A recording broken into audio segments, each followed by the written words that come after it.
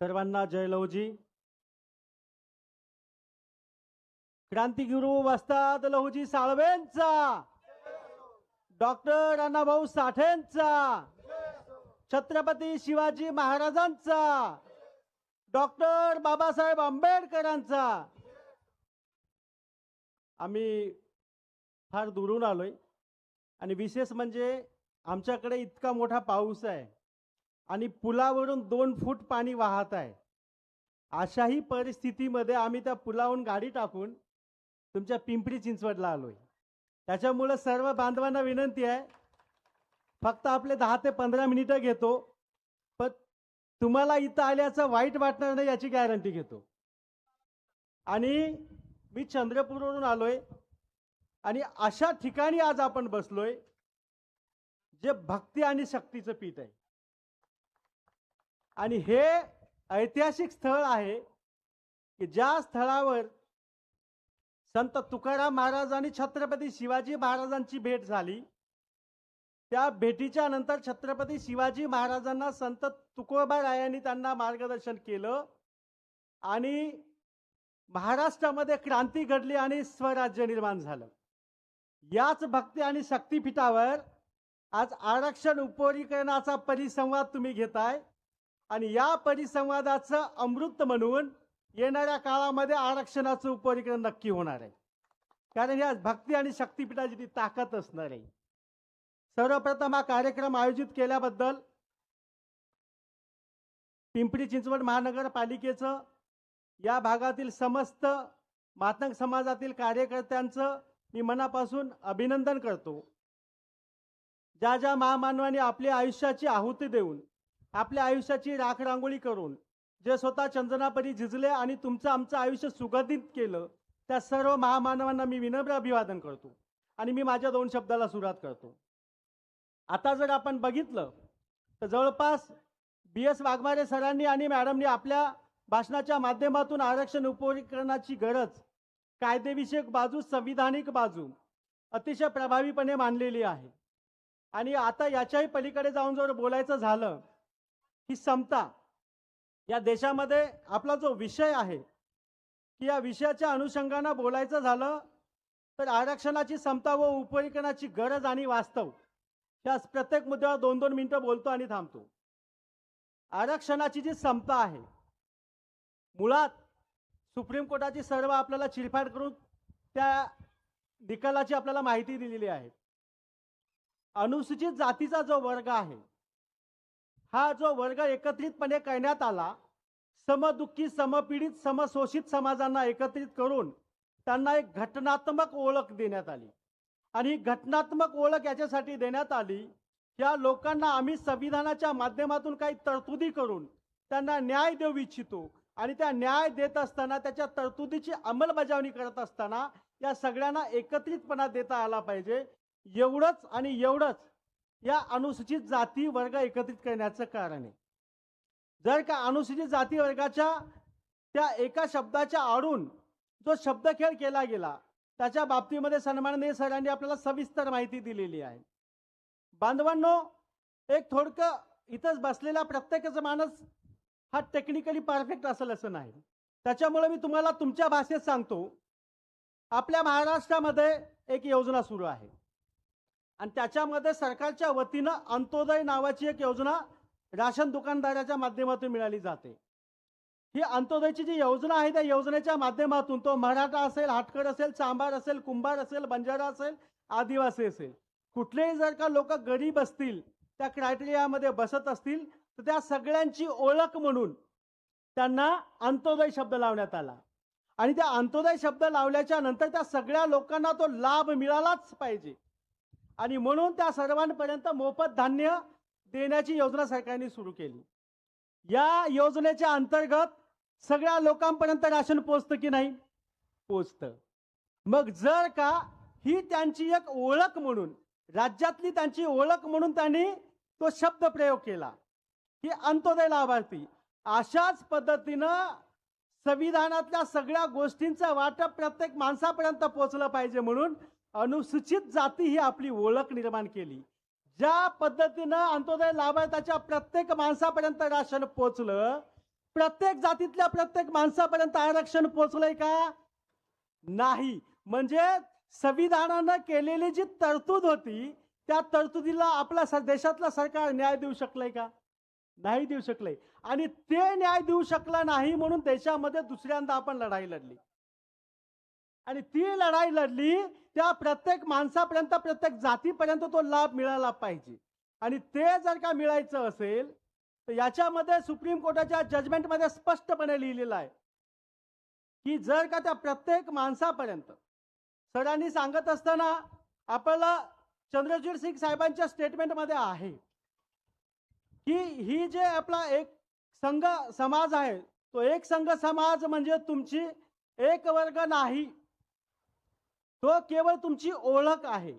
आणि हे सांगण्यासाठी बाकीचे जे लोक म्हणतात की असं जर झालं तर आपल्यामध्ये फूट पडेल वगैरे वगैरे, तर जर का मला त्यांना एवढंच सांगायचं आहे की जर का या माध्यमातून आपण ते न्याय पोहोचवू देऊ शकलं नसेल तर याच्यावर उपाय शोधला पाहिजे.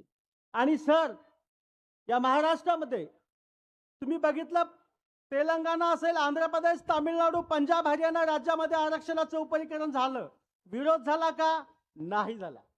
महाराष्ट्रामध्ये विरोध होतोय आणि जे विरोध करतात दुर्दैवाने ते लोकांना स्वतःला बुद्ध म्हणतात. आणि तुम्हाला मी बुद्धाचं थोडक्यात तत्वज्ञान सांगतो. बुद्ध काय म्हणतो? या देशामध्ये दुःख आहे, या दुःखाला कारण आहे, या कारणावर उपाय आहे आणि त्या उपायाची अंमलबजावणी करण्यासाठी म्हणजे त्याची अंमलबजावणीची प्रक्रिया आहे. 4 गोष्टी सांगितल्यात. आरक्षण उपरीकरणाच्या बाबतीमध्ये आरक्षणाचा सगळ्यांना लाभ झाला नाही, असंतोष आहे. पहिलं कारण. त्या असंतोषाचं कारण लाभ एकालाच झाला कारण पण सापडलं, त्याच्यावरचा उपाय आहे आणि ते उपाय म्हणजे त्याचं उपरीकरण झालं पाहिजे. आणि चौथं आहे, याच्यावर जर का याची उपरीकरण झालं त्याचा का लाभ प्रत्येकापर्यंत गेला असेल तर लाभ वंचित आणि लाभार्थी असलेल्या गटाचे 2 गटामध्ये विभाजन करणं हे बुद्धाचं तत्वज्ञान आहे. आणि ज्यांना जर का बुद्ध समजला असता तर महाराष्ट्राच्या भूमीमध्ये एकाही माणसाने याला विरोध केला नसता. दुर्दैवानं सांगावं लागतं की बुद्धाच्या दुःखाचं कारण आणि त्याच्यावरचा उपाय या लोकांना समजलेला नाही. आणि त्याच्यामुळं दुर्दैवाने हे लोक आपल्याला बुद्ध म्हणून घेतात पण त्यांना बुद्धाच्या तत्वज्ञानाचं देणं घेणं उरलेलं नाही. आणि हे मी स्पष्टपणे सांगतो आहे. आणि जर का तुम्ही बघितलं, समता प्रस्थापित झाली का हो आरक्षण असल्यावर सुद्धा? बघा, सगळ्या देशामध्ये पहिल्यांदा पंजाब राज्यापासून सुरुवात झाली. आणि एक गोष्ट तुम्ही लक्षात ठेवा, तुम्ही कोणत्या पक्षाचे आहात मला माहिती नाही, मी कोणत्या पक्षाचा आहे तुम्हाला माहिती नाही, पण वाडप्पी आपला असला पाहिजे. वाडप्पी जर आपला असला, आपण कंदुरीच्या जेवणाला गेलो, बहनवाल मॅडम, वाघमारे सर, ओळखीचा वाडपी असला की 4 पीस आपल्याला जास्त टाकतो. आणि देशामध्ये ज्ञानी जयसिंग नावाचे जेव्हा मुख्यमंत्री पंजाबमध्ये झाले, तेथील लोकांनी जो लढा दिला, समदुःखी लोकांनी, वाल्मिकी समाजाची, या देशामध्ये उपरीकरणाचं क्रेडिट जर कुणाला जात असेल, देखा बहनवाल मॅडम, आपकी कौम को जाता है. या देशात वाल्मिकी समाजानं सुरुवात केली आणि सुदैवाने त्या तिथले ज्ञानी जयसिंग हे वाल्मिकी समाजाचे होते. आणि त्यांनी ते त्यांची गरज ओळखून वाडप्पी आपला असला की ईशाला येतं आणि त्यांनी आरक्षणाचं उपरीकरण देशामध्ये पहिल्यांदा केलं. आणि त्याचा लाभ पंजाब, हरियाणा या देशामध्ये होत आला. आणि आपण उत्तर भारतामध्ये बघितलं, मग तेथील लोकांना, मग आता हे लोक दुसरे काय म्हणतात, आरक्षणाचं उपरीकरण केल्याने काही लाभ होणार नाही. अरे बांधवांनो, गुरुनाम सिंग अहवाल, तुम्ही जेव्हा 1975ला तिथं आरक्षणाचं उपरीकरण झालं, हरियाणामध्ये 1994ला झालं आणि ते उपरीकरण ईव्हीचने केस नंतर रद्द झालं 2004 साली. केवळ आणि केवळ हरियाणामध्ये 10 वर्ष आरक्षणाचं उपरीकरण लागू होतं. लोक म्हणतात की लाभ होत नाही, लाभ होतो हे मला सांगायचंय. आणि त्यानंतर त्या राज्यामध्ये 1950 पासून ते 1994 पर्यंत 44 वर्षामध्ये वाल्मिकी, शीख, धनक या सगळ्या जातींना आरक्षणाचा लाभ 17% झालेला होता. केवळ आणि केवळ 17%. त्याच्यानंतर आरक्षणाचं उपरीकरण 94ला झालं आणि ते 2004 साली रद्द झालं. आरक्षणाचं उपयोगिता राज्यामध्ये केवळ 10 वर्ष राहिलं आणि आरक्षणाचा लाभ होऊन तिथलं शिक्षणाचं प्रमाण आणि नोकरीतलं प्रमाण, तिथल्या वाल्मिकी शीख, धनक आणि मजबक शीख समाजाचं जे नोकरीतलं प्रमाण 17% होतं, 10 वर्षामध्ये 47% झालं. आणि हे आरक्षणाच्या उपयोगिकरणाची ताकद आहे आणि हे समता प्रस्थापित करण्याचं माध्यम आहे. आणि लोक म्हणतात की त्याच्याने उपयोगिकरणाने फायदा होणार नाही. हे फायदा असा होतो. त्याच्यानंतर म्हणतात की उपयोगिकरणामुळं तर आम्ही सगळ्याला हे मोकळंच होतं म्हणतात आपल्याला. आता असं असताना जर मोकळंच होतं तर तुम्ही जर का इकडे आंध्र प्रदेश विद्यापीठामध्ये गेलात, आंध्र विद्यापीठामध्ये मल्लीपुडी नागेश्वर नावाच्या व्यक्तीनं त्या विद्यापीठामध्ये असलेल्या पदांची माहिती घेतली होती आणि पदांची माहिती घेतली तर तो मल्लीपुडी नागेश्वर स्वतः एकटा कर्मचारी सोडला तर विद्यापीठामध्ये एकही कर्मचारी नव्हता. बाकी सर्वच्या सर्व त्या पदावर माला समाजाचे कर्मचारी होते. समता प्रस्थापित झाली का? 59 जातींसाठी आरक्षण होतं ना, मग एकाच जातीला लाभ मिळाला होता. आणि डॉक्टर बाबासाहेब आंबेडकरांनी आपल्याला जेव्हा एका गटात आणण्याचा त्यांचा उद्देश होता, प्रत्येक जातीतल्या माणसाला तो न्याय मिळाला पाहिजे हे त्यांचं स्वप्न होतं. आणि सुदैवानं डॉक्टर बाबासाहेब आंबेडकरांचा लढा मातंग समाजाची लोक लढत आहेत आणि जे 24 तास बाबासाहेबांचं नाव घेतात त्या लढ्याला विरोध करत आहेत. बाबासाहेब कुणाला समजले? आपल्याला. आपण लढा लढतोय कुणाचा? समस्त 58 जातींच्या न्यायासाठी. मग बाबासाहेबांचे खरे अनुयायी कोण? आपण. हक्काने सांगायचं बाबासाहेब आमचे गुरु. भीमा तुझ्या मताचे जर 5 लोक असते, तलवारींचे तयाच्या नारेच टोका असते, वाणीत भीम आहे करणीत भीम असता, वर्तन तुझ्या पिलांचे सारेच चोका असते. जर का ते फक्त म्हणण्यापुरता जय भीम म्हणतात, पण जर का त्याच्या कृतीमध्ये जय भीम जर का अवतरला असता तर हा लढ्याचं नेतृत्व आंबेडकरी चळवळीने केलं असतं. पण त्यांना त्या चळवळीच्या लढ्याच्या ते पाईक नाहीत, ते भीमाच्या मताची माणसं नाहीत आणि म्हणून त्यांनी भीमाच्या चळवळीचं नेतृत्व केलेलं नाही. आणि मी पावलोपावली सांगत असतो, डॉक्टर बाबासाहेब आंबेडकरांचा विचार घेतल्याशिवाय आमचं कुठलंच पाऊल टाकत नाही. कारण बाबासाहेबांना आम्ही आमचा बाप मानतो. आणि हे जे आम्ही आमचा नारा देतात ना, आरक्षण आमच्या हक्काचं नाही कुणाच्या बापाचं, ते आपल्याच बापाचं आहे, म्हणजे आपल्या बाबासाहेबांचं आहे. त्याचं कारण पण सांगतो. लोकनियुक्त सरकार जेव्हा भारत देशामध्ये आलं ना साहेब, डॉक्टर बाबासाहेब आंबेडकर मुंबईवरून निवडणूक लढले होते. आता ज्या 2 जाती प्रामुख्याने आरक्षणाच्या उपयोगिकरणाला विरोध करत आहेत, त्या 2ही जातींनी बाबासाहेबांना नाकारलेला आहे नेता म्हणून. समजून घ्या विषय. खोलात जाऊन बोलतोय फार. जेव्हा मुंबईमध्ये लढले त्यांच्या विरोधामध्ये उभं राहणारा माणूस चर्मकार समाजाचा होता आणि डॉक्टर बाबासाहेब आंबेडकरांना पहिल्या निवडणुकीमध्ये हरवणारा माणूस चर्मकार समाजाचा होता.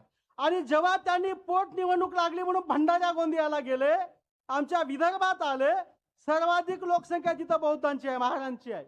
आणि त्या निवडणुकीमध्ये त्यांना हरवणारे बोरकर नावाचे व्यक्ती महार समाजाचे होते. म्हणजे देशामध्ये पहिल्यांदा डॉक्टर बाबासाहेब आंबेडकरांना निवडून जाण्याच्या प्रक्रियेमध्ये ज्या 2 समाजांनी बाबासाहेबांना विरोध केला, ते आज म्हणतात बाबासाहेबांचं संविधान वाचवण्यासाठी आम्ही पुढे आलोय. आणि त्याच्याचा पुढाकार कोण घेतोय? तर चर्मकार समाज आणि महार समाज. विचार करा या गोष्टीचा. आता तुम्हाला महत्वाचा विषय सांगतो. बाबासाहेबांनी निर्माण केलेल्या प्रत्येक गोष्टीवर पहिला अधिकार आमचा का आहे तेही सांगतो तुम्हाला.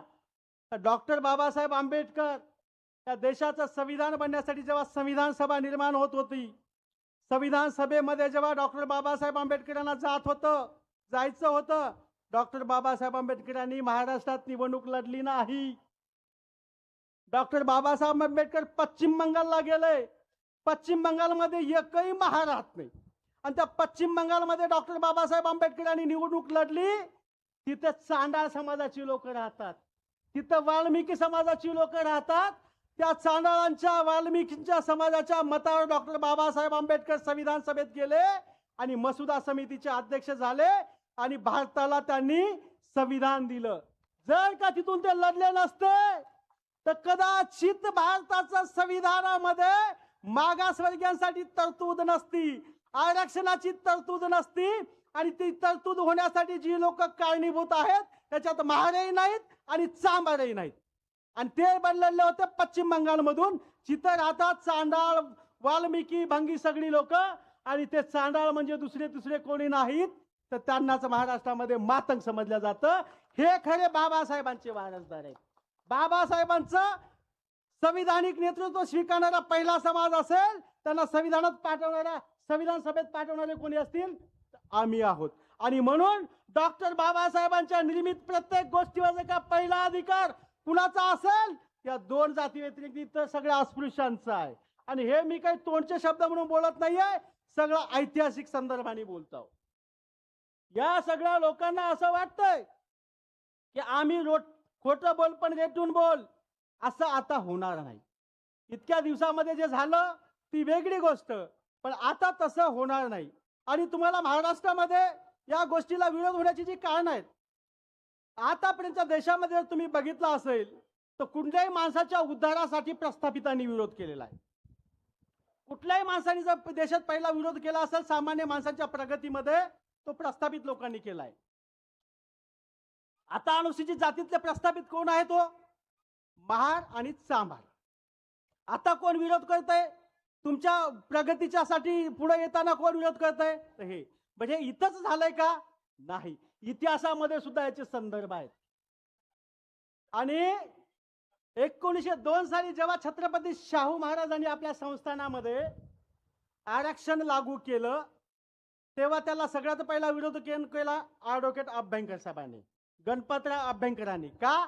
ते प्रस्थापितांचे नेते होते आणि त्यांना वाटायचं हे जर का शिकले समजले आमच्या बरोबरीत आले तर आम्हाला साहेब कोण म्हणेल, आमची गुलामी कोण करेल, असं अभ्यंकरांना वाटलं. त्याच्यानंतर तुम्ही साऊथ इंडियामध्ये गेलात तर म्हैसूर संस्थानामध्ये छत्रपती शाहू महाराजांच्या पावलावर पाऊल ठेवून तिथं आरक्षणाची निर्मिती केली. तिथील जे राज्य होते नलवादी ओडियार नावाचे राजे होते, आणि त्या नलवादी ओडियार राजांनी जेव्हा तिथं आरक्षण लागू केलं तेव्हा तिथं त्यांचा दिवाण होता. त्या दिवाणाने आपल्या म्हणजे तो तिथला पंतप्रधान समजा ना, त्या पंतप्रधानाने आपल्या पदाचा राजीनामा दिला. का? आरक्षण लागू करायचं नाही. कारण का ते कोण होते? विश्वेश्वरय्या ब्राह्मण समाजाचे नेते होते. त्यांनी कुठं विरोध केला? म्हैसूर संस्थानामध्ये. इथे कोण विरोध केला? गणपतराव अभ्यंकरांनी. आता तिसरं सांगतो. जेव्हा डॉक्टर बाबासाहेब आंबेडकर गोलमेज परिषदेला गेले, पहिल्या गोलमेज परिषदेला गेले असताना त्यांनी अस्पृश्यांसाठी जेव्हा जागा मागितल्या, अस्पृश्यांसाठी न्यायनिवाडा मागितला, तर महात्मा गांधीजी म्हणाले की तुम्ही तर आमचाच भाग आहात, तुम्ही तर हिंदू आहात, आम्ही तुम्हाला अस्पृश्य म्हणून असं काही वेगळं मानत नाही. जर तुम्ही आमचाच भाग आहात तर तुम्हाला वेगळं देण्याची गरज नाही. आजचे आपले आरक्षणाची विरोधक काय म्हणतात? अरे तुम्ही तर आमचे भाऊ आहात, तुम्ही ना आम्ही तर एकच आहोत, मग तुम्हाला आरक्षणाचं उपकरण द्यायची गरज काय? हे आज कोण म्हणतंय? आरक्षणाचे उपकरणाचे विरोधक. तेव्हा महात्मा गांधीजी काय म्हणायचे? तुम्ही तर आमचे हिंदू आहात, त्याच्यामुळे तुम्हाला वेगळी तरतूद करायची गरज आहे का? मग त्या तत्कालीन गणपतराव अभ्यंकरांची भूमिका, विश्वेश्वरय्याची भूमिका, महात्मा गांधीजींची भूमिका आणि आताच्या महाराष्ट्रातल्या चर्मकारांची, बौद्धांची भूमिका एकच आहे, ती म्हणजे सामान्याला न्याय नाकारणे.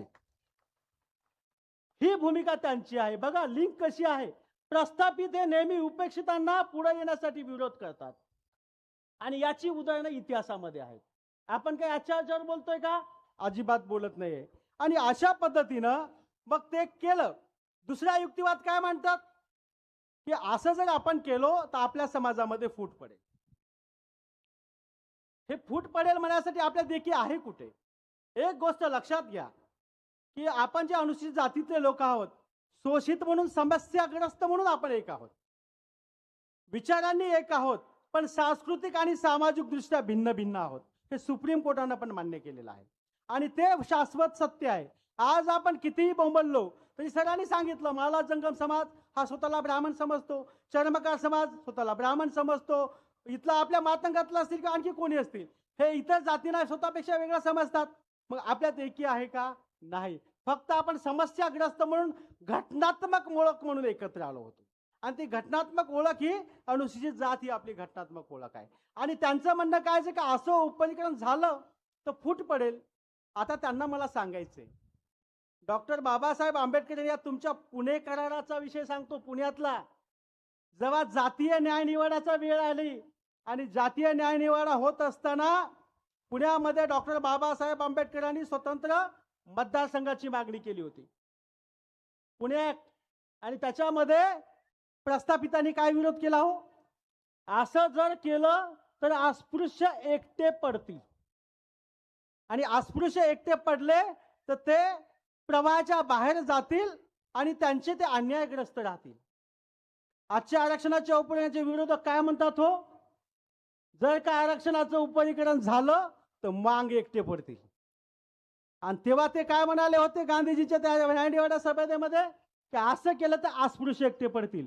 गांधीजींना मतदारसंघ द्यायचे नव्हते, यांना उपरीकरण होऊ द्यायचं नाही. सो दोघांच्या भावना कशा आहेत? भावना एकच आहेत, न्याय नाकारणे. आणि हे न्याय नाकारण्याच्या प्रक्रियेमध्ये जेवढे हे बोलत राहतील तेवढे हे एक्सपोज होतील. आपलं आणि महाराजांचं आणि बौद्धांचं चर्मकाराचं भांडणच नाही हो. आपण काय एक संविधानिक लढाई आपण लढतोय? आपला कुठला तरी मोर्चा महाराजांच्या घरावर गेलाय का? बौद्धांच्या वाड्यावर गेलाय का? नाही. आम्ही मागतोय सरकारला. सरकारच्या जर का दरबारी त्यांना ते दिसून आलं ते देतील, नाही देतील. मग तुम्ही जी ज्या पद्धतीने मातंग समाजाबद्दल बोलताय ती संविधानिक आहे का? अजिबात संविधानिक नाही. आम्ही जे वागतोय ते संविधानिक आहे. सुप्रीम कोर्टाच्या न्यायाला धरून आम्ही लढाया लढतोय आणि माता समाजाचा कुठलाही वक्ता जातीवाचक बोलत नाही. आणि या पद्धतीने आम्ही लढत असताना काही गोष्टी आपल्याला सांगाव्याशा लागतात. जर का दुसऱ्या हे काय आणखी तिसरं वाक्य बोलता असं तुमच्या बोलण्यात राहून गेलं. हे म्हणतात मांगानी जर असंच करत राहिले तर अख्खं आपलं आरक्षणच धोक्यात येईल आणि आरक्षणच धोक्यात आलं तर आपलं ह्या मांगामुळे सगळं बुडून जाईल. याच्यावर हे काही त्यांचं पहिलं बोलणं नाही. आता यालाही ऐतिहासिक संदर्भ आहे. हे जेव्हा दुसऱ्या गोलमेज परिषदेला डॉक्टर बाबासाहेब आंबेडकर गेले होते, त्याच्या जाण्याच्या पूर्वी 14 ऑगस्ट 1931ला मणी भवन मुंबई येथे 3ऱ्या मजल्यावर महात्मा गांधी, डॉक्टर बाबासाहेब आंबेडकर आणि इतर लोकांमध्ये चर्चा झाली. आणि त्या चर्चेमध्ये डॉक्टर बाबासाहेब आंबेडकरांनी त्यांना आपल्या भूमिकेवर ठाम राहिले. आणि बघा त्यांनी म्हणतात ना आरक्षणाचं सगळं धोक्यात येऊ शकतं. तर डॉक्टर बाबासाहेब आंबेडकर यांची दुसरी गोलमेज परिषद वाचा, त्याच्यात लिहिलंय जर का येथील भारताच्या स्वातंत्र्यानंतर का त्याच्यातला योग्य वाटा आमच्या अस्पृश्यांच्या हिशाला येणार नसेल हे स्वातंत्र्य सहजासहजी मी कुणाच्याही पदरात पडू देणार नाही. डॉक्टर बाबासाहेब आंबेडकरांचं वाक्य आहे. आमच्याच पदरात पडत नसेल तर इतर कुणाच्याही पदरात आम्ही पडू देणार नाही. जर का उद्या मातंगाच्या काही दानकट पोरांनी म्हटलं आम्हाला आरक्षण मिळणारच नसेल तर आरक्षण संपुष्टात आलं तरी चालेल, तेव्हा तुम्ही त्याला आरक्षणाची भूमिका म्हणू नका. तर डॉक्टर बाबासाहेब आंबेडकरांनी चिडून घेतलेली भूमिका असंच तुम्हाला समर्थन करावं लागेल. या देशाच्या स्वातंत्र्यात जर आम्हाला वाटा मिळणार नसेल ते स्वातंत्र्यच आम्ही नाकारतो. अशा स्वातंत्र्याला आम्ही सहजासहजी मिळवून देणारे बाबासाहेब, आम्हाला जर आरक्षणाचा लाभच मिळणार नसेल तर आरक्षण राहिलं काय गेलं काय, ही जर भूमिका आमच्या पोरांनी घेतली ती भूमिका सुद्धा बाबासाहेबांना अभिप्रेत असलेली भूमिका आहे. जे जे मिळत नाही ते हिसकावून घ्यायचं आणि तरी शक्य झालं नाही ते मोडूनच टाकायचं. हे कुणाचं तत्वज्ञान होतं? आपण तेच तत्वज्ञान घेऊन पुढे चाललोय. एकही आपण असंविधानिक कृती, असंविधानिक दाखला आपण देत नाही आहोत. आणि अशा पद्धतीनं आणि इतकंही करून साहेब जर का कोणी म्हटलं की आम्ही आरक्षण संपवून टाकू, या देशामध्ये एससींची जवळपास 30 कोटी संख्या आहे, 30 कोटी लोकसंख्या आहे. आणि तेव्हा तर केवळ भारत देशामध्ये 8 कोटी लोक होते. आणि डॉक्टर बाबासाहेब आंबेडकर त्या मणी भवनच्या बैठकीत म्हणाले होते जर का आमच्या लोकांना तुम्ही न्याय दिला नाहीत आणि दुर्दैवाने जर का आमच्या लोकांनी वेगळी भूमिका घेतली तर त्याला जबाबदार मी असणार नाही, त्याला जबाबदार गांधीजी, तुम्ही आणि तुमचं काँग्रेस असेल. असं डॉक्टर बाबासाहेब आंबेडकरांनी भूमिका घेतली होती. आणि त्याच्या पुढचं वाक्य ते बोलले होते, गांधीजी मला मायदेश नाही, हे वाक्य घ्या, अंगावर काठी आणणारं वाक्य आहे. डॉक्टर बाबासाहेब आंबेडकर आले होते, जर का तुम्ही माझा विषयच मान्य करणार नसेल तर मला मायदेश नाही. आणि गांधीजींच्या पायाखालची जमीन खिसकली होती, जमीन सरकली होती. त्यांच्या लक्षात आलं, जिना नावाचा एक छोटासा लीडर जर का आपला हट्ट पुरवून घेण्यासाठी भारताचे 2 तुकडे करू शकतो, डॉक्टर बाबासाहेब आंबेडकर यांनी जर मनात आणलं आणि त्यांचा न्याय हक्क आपण नाकारला, या देशाचा 3रा तुकडा पाडण्याची ताकद डॉक्टर बाबासाहेब आंबेडकरांमध्ये आहे हे त्यांना माहिती होतं. आणि म्हणून ते झुकले आणि आपल्या संविधानिक तरतुदींना त्यांना मान्य करावं लागलं. आज जर का आमच्या आरक्षणाच्या उपयोगाला हात लावण्याची कोणी हिम्मत केली, सरकार कुणाचंही असू द्या, मग ते आमचे ॲडव्होकेट प्रकाश आंबेडकर साहेब असोत, चंद्रशेखर आमचे आझाद असोत, की कुठल्याही आमच्या दलित चळवळीतल्या नेत्यानं जर भूमिका घेतली, या देशामध्ये आम्ही सुरक्षित नाही, आम्हाला वेगळा विचार करावा लागेल. अशी जरी आमच्या या बौद्धांच्या लोकांनी भूमिका घेतली, आम्ही बिना अटी आणि बिना शर्त त्यांच्याच पाठीशी राहू आणि या देशाला दाखवून देऊ आम्ही दलित एक आहोत. जेव्हा जेव्हा एक व्हायचं आहे ना, आम्हाला कळतं कुठं एक आलं पाहिजे, आम्ही तेव्हा एकत्र नक्की येऊ. आणि विनाकारण जर का आपल्याला असं वाटत असेल की आम्ही काहीही बोलून यांना नावमेद करू, असं आता अजिबात चालणार नाही. बांधवांनो, अनेक गोष्टीचा आपल्याला आढावा घेता येईल, पण मी आता थोडक्यात सांगतो.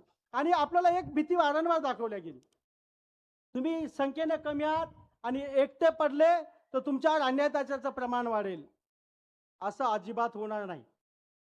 आणि दुसरी एक गोष्ट सांगतो तुम्हाला, आपण हे नेहमी समतेचे पूजक असलेली माणसं आहोत, समता प्रस्थापित करण्यासाठी लढलेली आणि सगळ्यांना न्याय देण्यासाठी लढलेली माणसं आहोत. फकीराचं एक उदाहरण देतो. जेव्हा फकीरानं बेडसगावचा खजाना लुटला होता, जेव्हा त्या वाटेगावामध्ये तापसरी नावाचा आजार आलेला होता, आणि तापसरीच्या आजारामुळे जसं आपण कोरोनामध्ये लोकांना खायला प्यायचे वांदे झाले, लोक पाय खोडून मरत होते, त्याच पद्धतीने त्या काळी सुद्धा लोक पाय खोडून लढत होते, मरत होते, लेकरा बाळाच्या किंकाळ्या ऐकू येत होतात. तेव्हा फकीरानं आपल्या गावातली लोक जमा केली आणि त्याने माळवाडीच्या जो देवस्थानचा जो मठ होता त्या मठावर दरोडा टाकला आणि धान्याचा दरोडा टाकला. आणि धान्य जेव्हा गावामध्ये घेऊन आले, सर तुम्ही लोकसंख्येचा उल्लेख केला होतात ना, काय परफेक्ट बसतंय बघा ना, लोकसंख्येच्या आधारावर काहीच नाही. मग ते असताना फकीराच्या त्या लढाईमध्ये जेव्हा त्यांनी ते धान्याचं गोदाम लुटायला गेले होते, तायनू महार नावाचा एकच महाराष्ट्रातला माणूस होता, बाकी सगळे मातंग समाजाचे होते.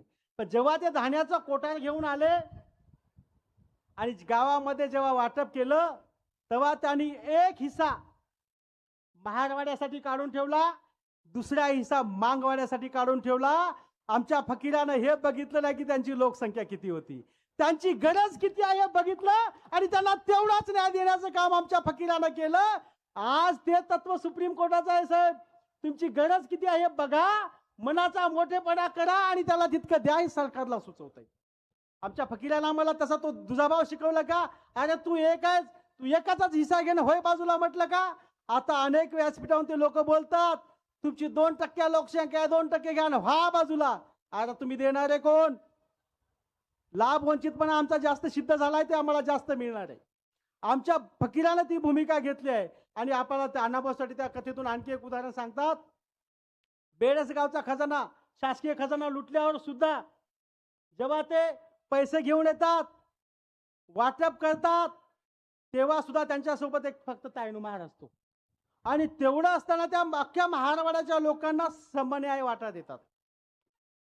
आणि आपल्याला पुन्हा अण्णाभाऊसाठी तेव्हा आपल्याकडून काय संस्कार अपेक्षित केला होता की तुम्ही फक्त आणि फक्त मांगाचं नेतृत्व करू नका, संबंध बहुजनाचं नेतृत्व करण्याची कुवत तुमच्यामध्ये आहे, हे फकीराच्या माध्यमातून आपल्याला सांगितलं होतं. कारण का फकीरा संबंध गावासाठी लढला होता.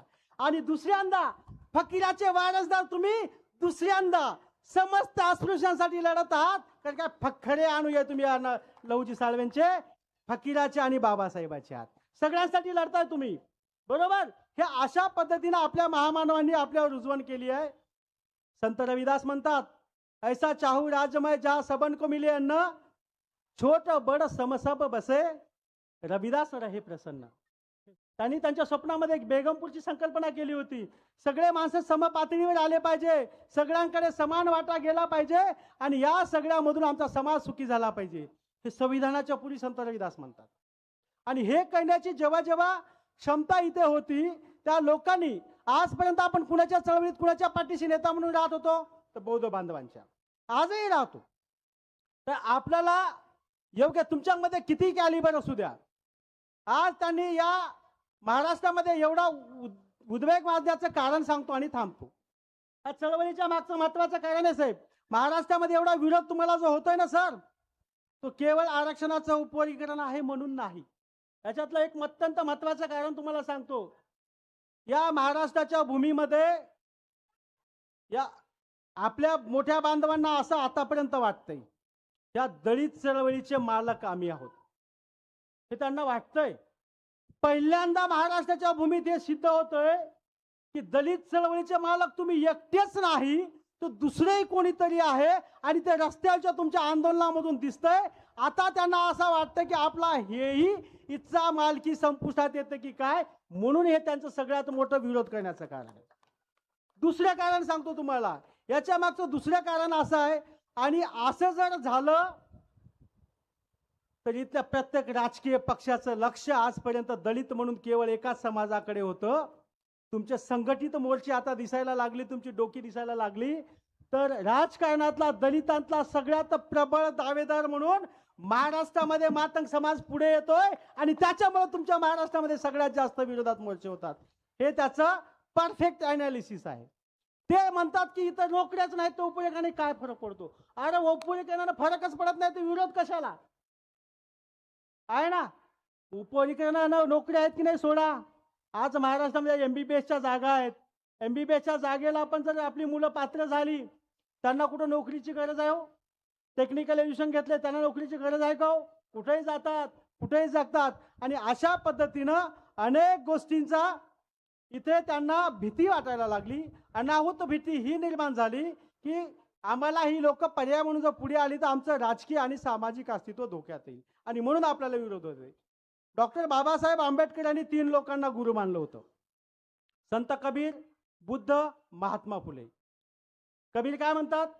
कबीर खड़ा बाजार में सबकी मांगे खैर, ना किसी से दोस्ती ना किसी से बैर. म्हणतोय ना. मग कबीरकडे खड़ा बाजार में सबकी मांगे खैर. आम्ही उपयोगाच्या माध्यमातून काय मागतोय? सबकी खैर. आम्ही सगळ्यांना समानता प्रस्थापित करण्यासाठी मागतोय. ते तुम्ही मान्य केलंय का हो? झालाय तुमचा विरोध. मी तथागत गौतम बुद्धाचं तत्वज्ञान सांगितलं, दुःखाचं कारण त्याच्यावरचा उपाय, ते तुम्ही मान्य केलंय का हो? त्यालाही तुमचा विरोध. आणि या देशामध्ये आरक्षणाच्या उपयोगाची पहिली संकल्पना कोणी मांडली? महात्मा फुलेंनी. जेव्हा या देशामध्ये 1815 साली पहिल्यांदा इंग्रजांनी येथील लोकांना शिक्षित करण्याचं काम केलं, आणि ते त्यांचा पाजळण्याच्या सिद्धांताप्रमाणे केलं. त्यांनी ब्राह्मण वैश्य लोकांना दिलं आणि ते इतरांना शिकवतील अशी अपेक्षा होती. पण जेव्हा ते 1882 ला हंटर कमिशन भारतात आलं, आणि हंटर कमिशनने इथल्या शिक्षणाचा आढावा घेतला, आणि आढावा घेतल्याच्या नंतर त्यांच्या लक्षात आलं 67 वर्षामध्ये ब्राह्मणाशिवाय कोणीच शिकलं नाही, आणि याचा लाभ कुणालाच झालेला नाही. आणि तेच तत्वज्ञान त्यांनी घेतलं आणि म्हटलं की इथं जर का तुम्हाला सगळ्यांना शिक्षित करायचं असेल, हे तुम्ही खाजगीकरण करू नका, ब्राह्मणांच्या आधिपत्याखाली ठेवू नका. सगळ्यांना मोठं करायचं, त्याचं सुधारांना वेगळी तरतूद करा. आपण काय म्हणतोय? एकाच गटात राहिले तर आमच्या इतर लोकांना लाभ होणार नाही, वेगळी तरतूद करा. म्हणजे आरक्षणाच्या उपयोगाचं तत्व कुठं आलं? महात्मा फुलेंच्या विचारात. मग बाबासाहेबांनी मानलेले जे 3 गुरु, कबीर, त्यांचं तत्वज्ञानाने नाकारलं, कबीरांचं नाकारलं, गौतम बुद्धाचं नाकारलं, आणि महात्मा फुलेंचं नाकारलं. अरे तिन्ही बाबासाहेबांच्या गुरूंचं तत्वज्ञान तुम्ही नाकारलंय, मग तुम्ही बाबासाहेबांचे अनुयायी कसे? प्रश्न आहे माझा त्यांना. डॉक्टर बाबासाहेबांचे आंबेडकर तुम्ही होऊच शकत नाही. आणि डॉक्टर बाबासाहेब आंबेडकरांनी आयुष्यामध्ये 3 त्यांचे हे मानले होते. आपण काय म्हणतो त्यांना? उपास्य. त्यांच्या आयुष्याचे 3 उपास्य होते: विद्या, विनय आणि शील. विद्या म्हणजे सगळ्यांनी शिक्षित झालं पाहिजे. विनय म्हणजे नम्रतेने वागलं पाहिजे, सगळ्यांना समजून घेतलं पाहिजे, देवाणघेवाणीची भूमिका ठेवली पाहिजे, विनय. आणि शील, माणसानं नीतिमत्तायुक्त असलं पाहिजे. आता तुम्ही मला सांगा, डॉक्टर बाबासाहेब आंबेडकरांचं जे तत्वज्ञान आहे, 2011 साली केंद्र सरकारला तेव्हाचे न्यायमंत्री मुकुल वासनिक साहेब यांनी पत्र पाठवलं होतं 2011 साली. आणि त्यांनी महाराष्ट्र शासनाला पत्र पाठवून विचारलं होतं की महाराष्ट्र शासनामध्ये आरक्षणाच्या उपयोगाची मागणी आहे काय, आणि जर असेल तर त्याच्यावर आपल्या महाराष्ट्र शासनाचा अभिप्राय कळवा. त्याच्यानंतर तसंच पत्र थावरचंद गहलोत नावाचे जेव्हा सामाजिक न्यायमंत्री झाले त्यांनी पाठवलं, तेव्हाही महाराष्ट्रातून रिप्लाय गेलेला नाही. जर का महाराष्ट्रामध्ये जर का असे एकूण 10 पत्र आलेले आहेत, शेवटचं पत्र जेव्हा नारायण स्वामी झाले तेव्हा ते पत्र आलं आणि त्या पत्राला देवेंद्र फडणवीस साहेबांनी रिप्लाय केला की आम्ही सामाजिक न्याय विभागाकडे पत्र पाठवलेलं आहे अभिप्रायासाठी आणि ते तुम्हाला मिळेल. आणि ते पत्र त्यांनी नारायण स्वामींना पाठवलं त्यांचं स्वतःचं, पण सामाजिक न्याय विभागानं अभिप्राय आतापर्यंत दिलेला नाही.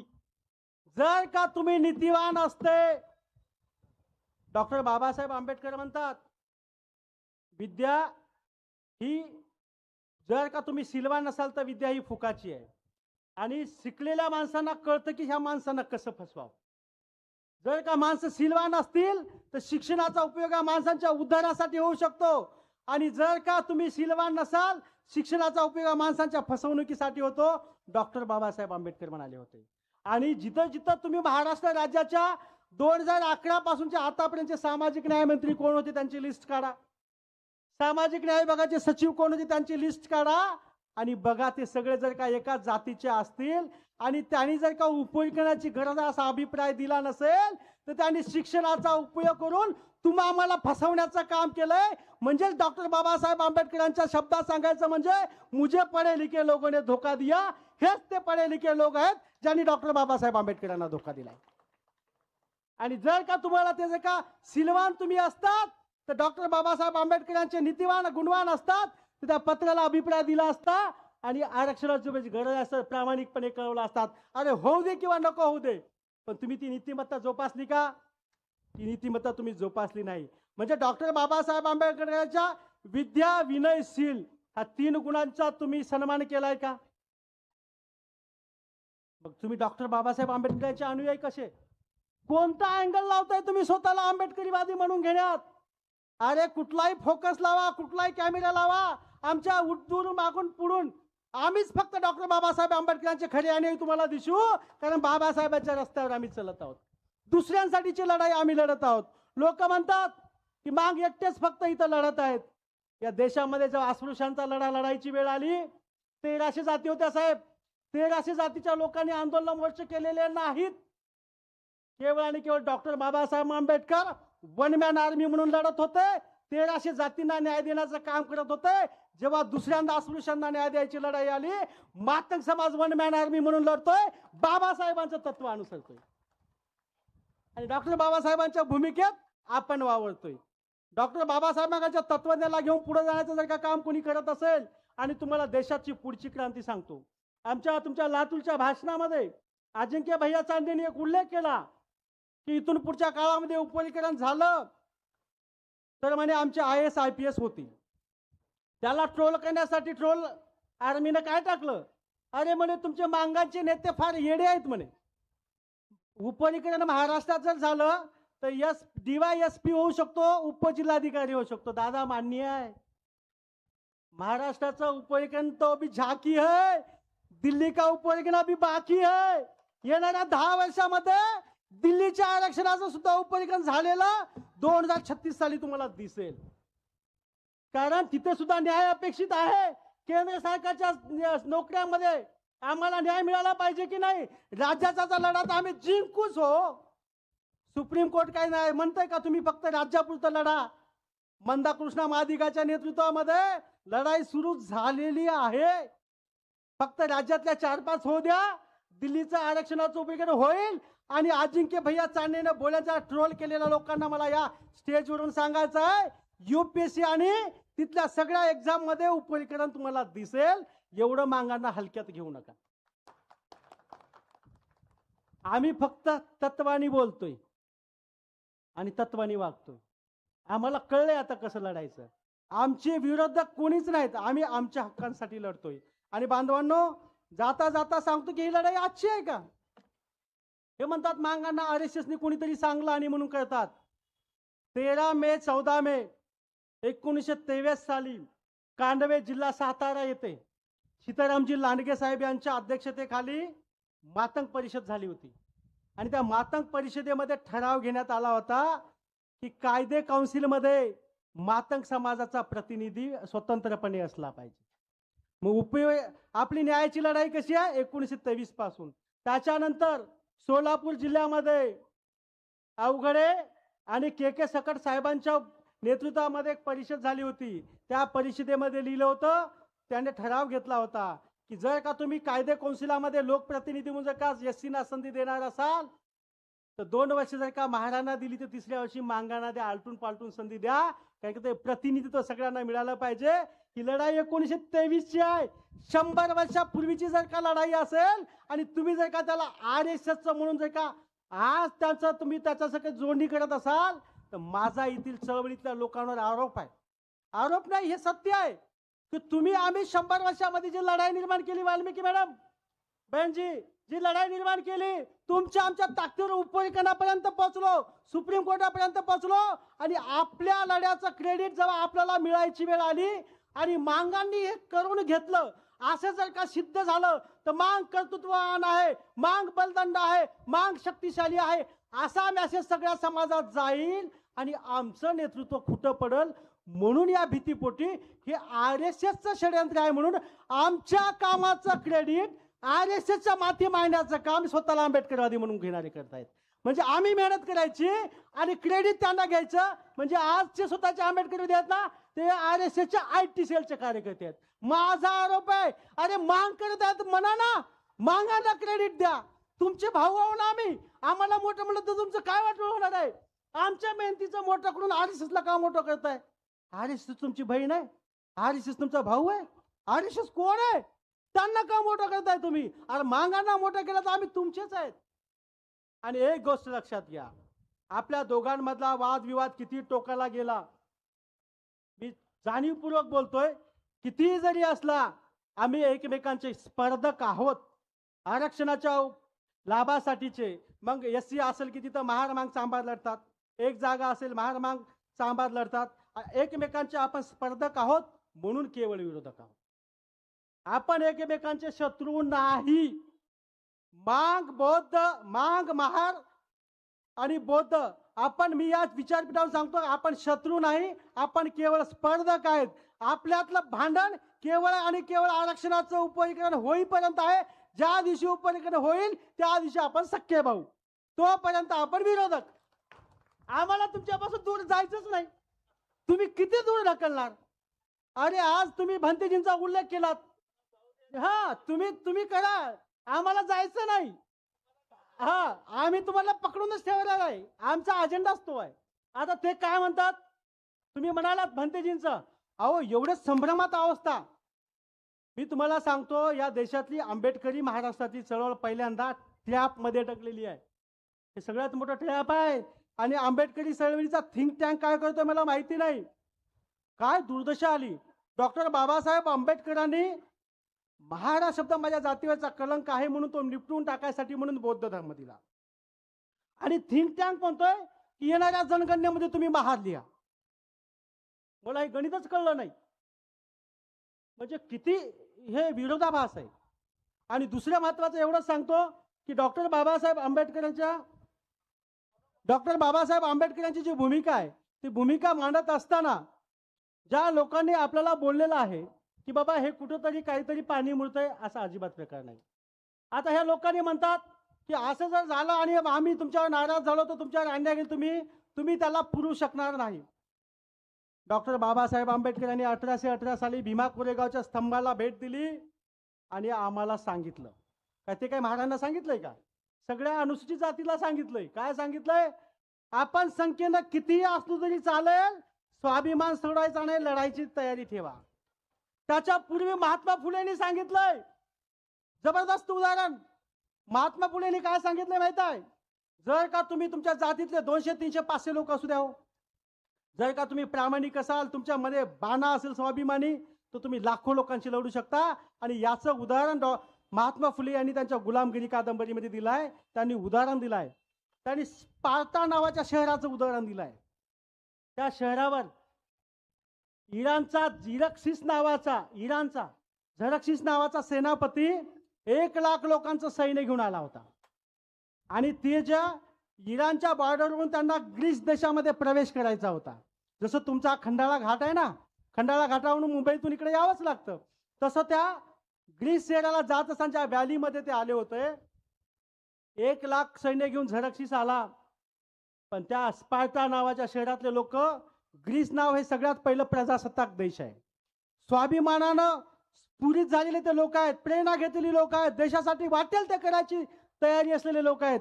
आणि माझे आताचे सध्याचे मातंग सुद्धा जातीसाठी वाटेल ते करायची तयारी ठेवलेले समाज आहे. त्यांचा मी तुमचा संदर्भ घालून देतो. जेव्हा त्यांनी तिथं हमला करून त्या शहराचं उद्ध्वस्त करायचा प्रयत्न केला आणि त्या तिथले केवळ महात्मा फुले लिहितात 300 ते 400 लोकांनी बघितलं आणि आमचं अस्तित्व धोक्यात येतं आणि आमच्या देशाचं प्रजासत्ताक लोकशाही धोक्यात येऊ द्यायचं नाही एवढं त्या 400 लोकांनी ठरवलं. अंधाराचा फायदा घेतला आणि त्यांच्या छावणीमध्ये घुसले. 300 लोकांनी 1,00,000 लोकांना पळवून लावलं, कापून टाकलं, असं महात्मा फुले लिहितात. जर का तुम्ही आम्हाला हिनवत असाल, तुम्ही संख्येनं कमी असल्यामुळे तुमचं काहीच होणार नाही, तर आमच्या पुढे इतिहासातली 2 उदाहरणं आहेत. आमच्या अस्तित्वावर जर का कोणी घाला घालण्याचा प्रयत्न केला तर आम्ही त्या ग्रीस देशातल्या लोकांची प्रेरणा घेऊन स्पार्टा पण घडवू शकतो आणि बाबासाहेबांची प्रेरणा घेऊन भीमा कोरेगाव सुद्धा घडवू शकतो, स्वतःचा बचाव करू शकतो. हे आमच्या 2 महापुरुषांनी सांगितलंय. संख्येवर जाऊ नका. आता आपण संख्येची भाषा याच्यासाठी आजपर्यंत केलेली नव्हती, कारण आपल्याला संविधानिक याच्यानं पुढे जायचं होतं. आणि तुम्हाला सांगतो, आपल्याला काही लोकांनी जे हिनवलेलं आहे त्याला आता हिनवण्याच्या भाषेमध्ये आता उत्तर द्यायची आपल्याला गरज उरलेली नाही. 2-3 आता उदाहरण देतो, एकच सांगतो, आता जास्त बोलणार नाही, खूप वेळ झालाय. की आपण जी लढाई लढतोय ती तुमच्या लेकरांच्या हक्काची लढाई लढतोय आणि तुम्हाला जे सांगितलं जातंय की या आरक्षणातून काही लाभ होणार नाहीत, तर सगळ्यात महत्त्वाचं तुम्हाला सांगतो की आरक्षणाच्या नंतर जे तुम्हाला देशामध्ये लाभ होणार आहेत ते लाभ प्रचंड मोठे आहेत. महाराष्ट्रामध्ये होणारे लाभ प्रचंड मोठे आहेत. कारण आजच्या तुम्हाला म्हणतात की तुम्हाला 3% मिळेल, 4% मिळेल, आणि आपण आरक्षणाचं उपयोग केवळ 2 गटात मागतोय आणि 2 गटामध्ये लाभ वंचित गट आणि इतर अनुसूचित जाती या 2च गटामध्ये मागतोय. आणि आपल्यावर त्यांनी काय म्हणतात की असं जर झालं तर आपल्या जागा ओपनला जाते. हा सगळ्यात महत्त्वाचा युक्तिवाद ते करतात. बापू, सबरवाल प्रकरण आम्ही पण वाचलंय. 1997 ला सुप्रीम कोर्टाचं प्रकरण आहे, महाराष्ट्र शासनाचा 1997चा GR आहे. NT मध्ये 4 गट आहेत, अ, ब, क, ड. जर का एखादी जागा अ गटामध्ये क्रिएट झाली, ती जर का भरू शकली नाही तर ती ब गटाला जाते. सुप्रीम कोर्ट म्हणतंय की या जागा इंटरनली ट्रान्सफरेबल, संवर्गातल्या संवर्गात ट्रान्सफरेबल, आणि जेव्हा अ गटाला भेटत नाही तर ब गटाला जाईल, ब गटाला भेटली नाही तर क गटाला जाईल, क गटाला भेटली नाही तर ड गटाला जाईल. आणि ह्या कालावधीमध्ये 5 वर्ष निघून जातील आणि 5 वर्षात कोणीतरी पात्र कॅन्डिडेट भेटणारच. यांचं म्हणणं आहे की असं झालं तर आपल्या जागेवर ओपनला संधी मिळेल. असं अजिबात होणार नाही. हा केवळ आणि केवळ तुमच्यासोबत केलेला बुद्धिभेद आहे. अनेक आमचे कर्मचारी बांधव सुद्धा या संभ्रमात आहेत. सबरवाल प्रकरण वाचा, रोस्टर प्रणाली वाचा. प्रत्येक 7वा बिंदू आपल्यासाठी आहे. 100 रोस्टरची जी प्रणाली आहे, 7 क्रमांकाची जागा SC, 15 क्रमांकाची जागा SC, त्याच्यात 22 क्रमांकाची जागा, 7 क्रमांकाची जागा आपल्यासाठी आहे. जर का असं झालं तर ते म्हणतात की बिंदू नावाने ते फेरफार होईल. 7 क्रमांकावर अ येईल किंवा ब येईल, 15व्या क्रमांकावर अ येईल किंवा ब येईल. तिसऱ्याचा लाभ कसं काय होत आहे? आम्हाला काय तुम्ही येणं समजताय, धोत्रावर इन केलेलं समजताय की काय समजताय? या सगळ्या गोष्टी अधिकृत असताना, सुप्रीम कोर्टाचे निकाल असताना, आजपर्यंत काय झालंय, आमची मांगाची माणसं इतरांची भाषणं ऐकून बोलत होती आणि त्यांना असं वाटतं की आता आम्ही बोललो तेच मांगाची बोलतील आणि त्याच्यामुळे ते असा बुद्धिभेद करतात, मांगामध्ये संभ्रम निर्माण करतात. आणि त्याच्यामुळं आता जे त्यांना असं वाटत होतं, आता तुमच्या लातूरच्या मोर्चानंतर थोडी वचक बसली आणि लातूरच्या मोर्चानंतर आता वाटायला लागलं मांग बोलायला बी शिकलेत आणि मांग रस्त्यावर बी उतरायला शिकलेत. आणि त्याच्यामुळं महाराष्ट्राचा हा जो उपरिकराचा लढा आहे, हा समतेचा लढा आहे, तुमच्या गरजा पूर्ण करणारा लढा आहे, तुमच्या पिढीचा उद्धार करणारा आहे. कारण आतापर्यंत महाराष्ट्र राज्याचं नोकऱ्यातलं जर प्रमाण काढलं, आतापर्यंतचं तर केवळ आणि केवळ 0.4% आहे. एससीला आरक्षण किती आहे? 13%. लाभ किती झालाय? 0.4%. अरे याच्यापेक्षा तुमचं वाटोळं काही होऊ शकतं का? तुम्हाला 2% भेटलं तर 1.5 जास्तच मिळालं की 3% मिळालं. आज तुमची तर तुपातच पुढे आहे की तुम्ही कसंही केलं तर फायद्यातच आहात. तुमचं कुणाच बाबतीत नुकसान नाही. म्हणून जे नुकसानाची तुम्हाला यादी देतात ना त्यांना म्हणा आमच्याकडे फायद्याची यादी आहे, तुम्हाला सांगू का? आणि फायद्याची यादी सांगा आणि त्या लोकांना आपल्याला सडेतोड जशाच तसं उत्तर देऊन आरक्षण ही समानतेचं तत्व आहे, डॉक्टर बाबासाहेब आंबेडकरांचं तत्व आहे. आणि एवढा गदारोळ माजण्याचं एकच कारण आहे, तेवढं सांगतो थांबतो. सुप्रीम कोर्टाचं जजमेंटमध्ये एक वाक्य आहे आणि त्या वाक्यानं महाराष्ट्रात गदारोळ निर्माण केला आहे. आणि ते वाक्य असं आहे, अनुसूचित जातीमध्ये जर का विशिष्ट जातींना अपुऱ्या प्रतिनिधित्व मिळालं असेल तर अपुऱ्या प्रतिनिधित्वाच्या आधारावर आरक्षणाचं उपवर्गीकरण करता येतं. त्याच्यामध्ये मांग परफेक्ट बसतात. अपुरं प्रतिनिधित्व आपल्याला आहे त्याच्यामुळे आपण परफेक्ट बसतात. आणि दुसरं ते काय म्हणतात, सुप्रीम कोर्ट म्हणतंय, आणि जर का या लोकांना लाभ द्यायचा असेल तर त्यांचं मागासले पण सिद्ध करा, मागासले पण सिद्ध करा असं म्हणतंय. आणि सुप्रीम कोर्ट एक महत्वाची लाईन टाकतंय, महाराष्ट्र राज्याच्या म्हणजे त्या त्या राज्याच्या राज्य सरकारच्या नोकऱ्यामधलं जर का असमान प्रतिनिधित्व हेच तुमच्या मागासलेपणाचं लक्षण आहे. म्हणजे महाराष्ट्रातला सगळ्यात मागासलेला समाज कोण आहे? मातंग आहे का? राज्य सरकारच्या नोकऱ्यामध्ये तुमचं सगळ्यात कमी प्रतिनिधित्व आहे. आणि हे जेव्हा इथल्या लोकांना कळलं त्यांना वाटलं की साले 0.4%चे लोक आरक्षणाचा उपयोग केला तर 3 ते 4% मालक होतील. आणि ही भीती जेव्हा त्यांना निर्माण झाली आणि म्हणून ह्या एका स्टेटमेंटसाठी एका लाईनसाठी त्यांनी आरक्षणाच्या उपयोगाला इथं बेंबीच्या देटापासून विरोध केलेला आहे का तुम्हाला 3% त्यांना येऊ द्यायचं. आणि दुसरं उदाहरण एवढंच देतो की आपल्याला ते म्हणत होते की आरक्षणाचं तुम्हाला एवढं सगळं ताट वाढलेलं असताना तुम्हाला वेगळ्या आरक्षणाची गरज काय? त्याच्यासाठी आता मला इतिहासात जायची गरज नाही. शाहू महाराजांचं ते वाक्य सगळ्याला जगाला पाठ झालेलं आहे आणि तोच न्याय आम्ही पण मागतोय आणि सगळ्यांना समान वाटा मिळावा एवढी अपेक्षा ठेवतो.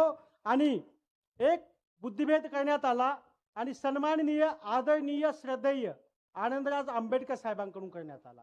आणि त्याच्यामुळं आंबेडकरी चळवळीचा कार्यकर्ता म्हणून मला आनंदराज आंबेडकर साहेबांच्या वाक्याबद्दल बोलणं फार गरजेचं आहे. आणि ते RSSचं कोणी असेल तर बोलू शकणार नाही, पण मी आंबेडकरी चळवळीचा कार्यकर्ता असल्यामुळे ते माझं कर्तव्य आहे की ते बोलताना काय बोलले. ते औरंगाबादच्या त्यांच्या सभेमध्ये बोलले की आरक्षणाचं जर उपवर्गीकरण झालं तर पुढच्या 20 ते 25 वर्षामध्ये चर्मकारांना आणि महारांना नोकरीमध्ये संधी मिळणार नाही. 20 ते 25 वर्ष, बरोबर असं आनंदराज आंबेडकर साहेब म्हणाले. मला आनंदराज आंबेडकर साहेबांना नतमस्तक होऊन प्रश्न विचारायचा आहे. डॉक्टर बाबासाहेब आंबेडकर समस्त भारतीयांचे नेते होते, समस्त अस्पृश्यांचे नेते होते. आज येथील मातंग समाज तुम्हाला समस्त मातंगाचे बौद्धाचे नेते मानतो. मग तुम्ही केवळ आणि केवळ चर्मकारांची आणि महारांचीच काळजी का करताय? तुम्हाला तर मांगांची सगळ्यात पहिला काळजी वाटायला पाहिजे होती. आणि आरक्षण उपयोगाचं चळवळीचं नेतृत्व आनंदराज आंबेडकर साहेबांनी करायला पाहिजे होतं, कारण बाबासाहेबांचे ते अनुयायी. आणि तुम्ही काय बोलतात की त्यांना मिळणार नाही. मग आम्हाला अजन्मे मिळाला नाही त्याची काळजी कोण करायची? तुम्हाला आतापर्यंत भरघोस मिळालंय त्याचं तर मिळालंय, पण पुढच्या काळात मिळणार नाही त्याची एवढी काळजी. तर आमचे लेकरं येडे झालेत, येडे पोतराज का झालेत? हे संधी नाही म्हणून पोतराज झालेत, पण त्यांची काळजी कोण करायची? मग त्यांनी ह्या गोष्टीचं करायला पाहिजे होतं की नाही? ते त्यांनी केलेलं नाही. त्याच्यामुळं या सगळ्या काळामध्ये या सगळ्या गोष्टीचं नेतृत्व जर का ते करत नसतील तर नाईलाज असतो. आमची इच्छा नसताना आम्हाला नेते म्हणून पुढे येण्याची गरज आता निर्माण झाली आणि म्हणून आम्ही नेते म्हणून पुढे येत आहोत, कारण का तुमच्याकडून आम्हाला न्यायाची अपेक्षा उरलेली नाही. आणि आमचं आणि आम्हीच मिळून घ्यायचं ठरवल्यामुळं आंबेडकरी चळवळीचे नेते म्हणून आता आम्हाला पुढे यावं लागतं, कारण का तुमच्यावर आम्ही विसंबून होतो. आणि त्याच्यामुळे का तुम्ही देत नसाल तर आम्हालाच मार्ग तो घ्यावा लागेल. आणि अशा पद्धतीनं आणि त्यांचं ते वाक्य काळजीपोटी होतं इथपर्यंत ही ठीक आहे. पण गवई साहेबांच्या स्टेटमेंटमध्ये गवई साहेब स्पष्टपणे लिहितात सुप्रीम कोर्टाच्या जजमेंटमध्ये, आरक्षणाचं उपवर्गीकरण तेव्हा आणि तेव्हाच मान्य असेल जेव्हा कुठल्याही जागा अ आणि ब गट असे 2 गट झाले, 4 गट झाले तर निर्माण झालेल्या सगळ्याच्या सगळ्या जागा एकाच गटासाठी राखीव ठेवल्या जाणार नाहीत. असं जर असेल तर आणि तरच आरक्षणाचं उपवर्गीकरण मान्य आहे असं सुप्रीम कोर्टाचे न्यायाधीश गवई साहेब म्हणतात. जर का 10 जागा निर्माण झाल्या, अ आणि ब असे 2 गट निर्माण झाले, 6 जागा जर का लाभ वंचित गटाकडे गेल्या तर 4 जागा आपोआप प्रगत गटाकडे जाणार आहेत असं सुप्रीम कोर्ट म्हणतंय. मग असं असताना सन्माननीय श्रद्धेय आनंदराज आंबेडकर साहेब असं कसं काय म्हटलंय की त्यांना जागाच मिळणार नाहीत?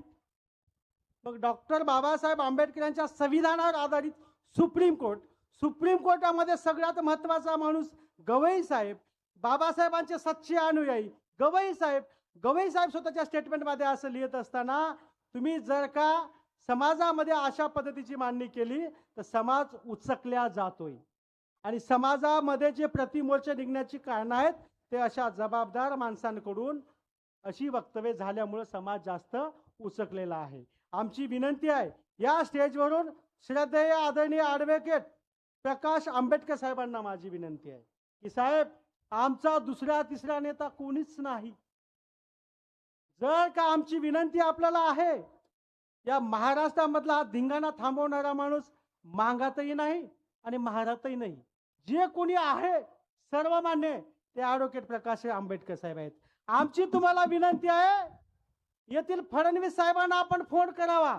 मांगाच्या नेत्याची एवढी ताकद नाही की डायरेक्ट फोन करून हे GR काढा म्हणतील. महाराष्ट्राच्या दुसऱ्या नेत्यात ताकद नाही की डायरेक्ट म्हणतील. एकमेव नेते प्रकाश आंबेडकर साहेब, आपण तो फोन करावा. आरक्षणाचं उपयोगीकरण महाराष्ट्र लागू करा. मांगांना आणि महाराष्ट्रांना सांभाळून घेण्याची जबाबदारी माझी असेल. एवढं जरी एक स्टेटमेंट प्रकाश आंबेडकर साहेबांचं आलं, 5 दिवसामध्ये महाराष्ट्रात GR निघू शकतो. आणि प्रकाश आंबेडकर साहेबांनी हे वक्त केलं पाहिजे, कारण तुम्ही समस्त भारतीयांचे नेते आहात. आमचे नेते पण तुम्हीच आहात आणि त्याच्यामुळं महाराष्ट्रात कुठेच काही होणार नाही. फक्त एक स्टेटमेंट आलं, निकाल लागून जाईल आणि मग आपण सगळेजण आरक्षणामधले आपण सगळे भाऊ आरक्षण आपण मिळून खाऊ. आणि ह्या एकाने आपल्यात जाण्यासाठी एवढा फोन करावा आणि जर झालाच नाही, येणाऱ्या काळामध्ये आरक्षणाचं उपयोगीकरण होणारच आहे. आणि जेव्हा होईल तेव्हा महाराष्ट्रामध्ये आणखी कोणीतरी काहीतरी करेल की आमच्या विरोधात घेतलेला निर्णय आहे, जनमताच्या विरोधात घेतलेला निर्णय आहे, महाराष्ट्र पेटवू. अशा प्रकारच्या जर का भविष्यामध्ये जर का काही गोष्टी घडत असतील तर ते समाज हितासाठी घातक असतील आणि त्या गोष्टी स्वतःला आमच्या चळवळीचे नेते म्हणून घेणाऱ्या लोकांकडून होणे अपेक्षित नाही. त्यांच्याकडून दोन्ही समाजामध्ये एकत्रितपणा, एकसंघपणा कायम ठेवण्यासाठी फक्त आणि फक्त आम्ही आतापर्यंत जातीचं विभाजन मागितलेलं नाही. गैरसमज काढून टाका. आरक्षणाच्या उपयोगीकरणामध्ये जातीचं विभाजन नाही, लाभाचं विभाजन आतापर्यंत आम्ही मागितलंय.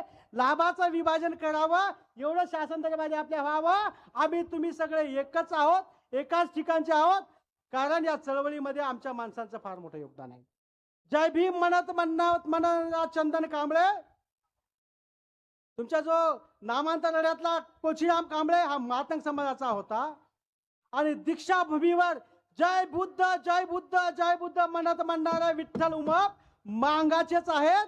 खऱ्या अर्थानं डॉक्टर बाबासाहेब आंबेडकरांच्या जय भीम आणि जग बुद्धसाठी कोणी मेला असेल ती मांगाची 2 माणसं मेली, ते सगळ्या जगाला माहित आहेत. त्याच्यामुळे आम्ही बुद्ध आणि बाबासाहेब सोडून कुठेही गेलेलो नाही, जाण्याची शक्यता नाही. आम्ही जे वेगळा वाटा मागतोय फक्त आणि फक्त लाभातलं विभाजन मागतोय, जातीचं विभाजन मागत नाही. कारण का डॉक्टर बाबासाहेब आंबेडकर गांधीजींना हेच म्हणाले होतो, आम्हाला तुमच्यापासून समाजाला वेगळं करणं हा आमचा हट्ट नाही.